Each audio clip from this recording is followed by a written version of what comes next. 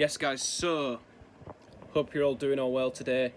There will be a new manager in the dugout at Old Trafford, not in the Manchester United dugout, but in the Wolverhampton Wanderers dugout, as Gary O'Neill is the new Wolves manager, replacing Julian Lopetegui, who left the club, resigned, I'd pretty much say, because there was a lack of transfers coming in, and Gary O'Neill was harshly sacked by Bournemouth. He kept them in the Premier League. At the time, I didn't really understand why Bournemouth made that decision, but I do now, because they wanted to take the club into a different direction and had somebody in mind, so that it's not like they just sacked him for the sake of it.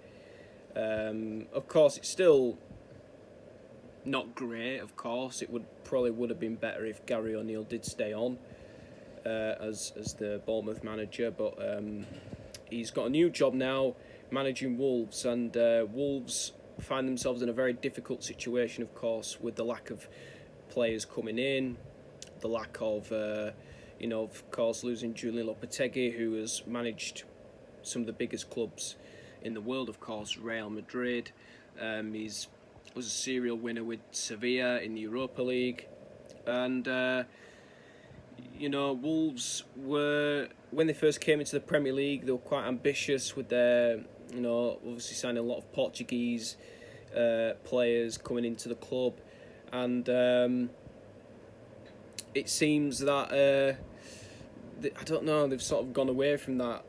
They've had an extremely quiet transfer window, but for Gary O'Neill, he faces two difficult games. I think Wolves at home, Man United away, is tricky, of course, with the, obviously that does sound pretty biased, but with the players that United have got in the team, of course, playing at Old Trafford, some people might dispute that, but obviously it's not an easy start. Then they've got Brighton at home, who had a very, very good season last year. Their first home game of the season is at home to Brighton, who are a very good side with the players that they've got.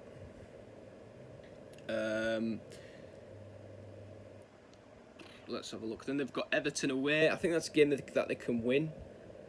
I think they're on par with Everton in a way. Crystal Palace away, again, another game that they're capable of winning. Liverpool at home, they beat Liverpool 3-0 last season at Molineux. But I don't know what had happened there. Gary O'Neill did beat Liverpool with his Bournemouth team last season, so they have got some difficult fixtures, but they've got some winnable games in there too. So I'm not sure about what's going to happen with him. Apart from next Monday night, I wish him all the best in terms of getting the job there at Wolves. But yeah, there's a lot of other news as well. Ross Barkley's back in the Premier League. Luton Town have signed him. That is a very good signing. He's got a lot of Premier League experience. He's a quality footballer. He's played for the likes of Everton and Chelsea. He's a former England international, so I don't see why that couldn't work out. Bringing in an experienced head in. Harry Maguire looks like he's finally set to end his tenure at Manchester United. It has been an awful couple of years for him, to be fair, with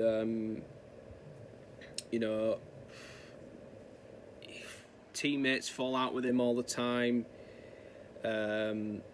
Fans don't appreciate him, constantly making mistakes. I think when you're doing that too much at Manchester United, it's very difficult, to come back from that. Consistently, he's not made any major improvement. But he's gonna look set to move to West Ham. And also, James Ward-Prowse is set to leave the Championship to join the Premier League, to return to the Premier League, to join West Ham. He joined Southampton in 2003. The free kick maestro, of course, compared to David Beckham in is likely to sign for West Ham, and that would be a very good signing. You know, they're spending the Declan Rice money wisely. They've signed Alvarez from Ajax. He's a central defensive midfielder. They've got another option in midfield in James or Prowse, which would be excellent for them.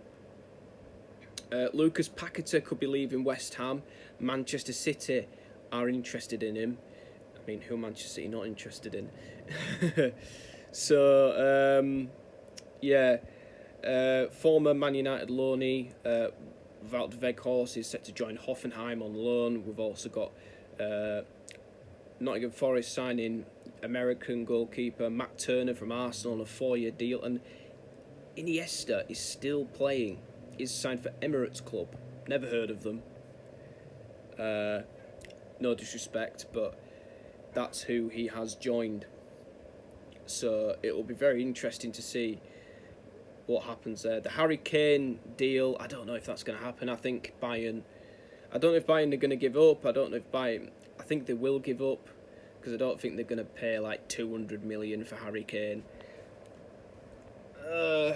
You know, Daniel Levy's a very tough negotiator, so we're going to have to wait and see.